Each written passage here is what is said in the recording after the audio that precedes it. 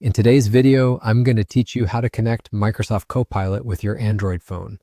When you link Copilot on your computer to Copilot on your phone, your conversations and searches stay in sync, so you can start something at your desk and continue it on the go without missing a beat. Begin on your computer inside Microsoft Copilot. Look for the three-dot menu near your profile icon. Depending on the version you're using, those three dots might appear on the right side, the left side, or under a label that says Settings and More. Click that menu, then choose Download the mobile app. As soon as you select it, Copilot will display a QR code on your screen, and that code is your shortcut to the correct mobile app. Now grab your Android phone and scan that QR code. Scanning takes you straight to the official Microsoft Copilot app, so you don't have to search for it manually or worry about installing the wrong one. Follow the prompts to get Copilot onto your device.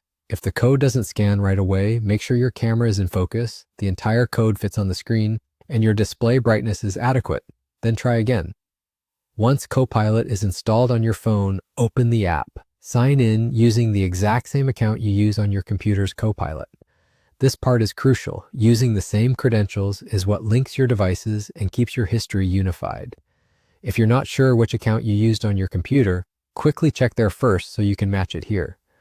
Signing in with a different account will create a separate experience and your history won't carry over. After you sign in on your phone, you'll see that your Copilot experiences are connected. A simple way to confirm is to look at your recent activity or chat history.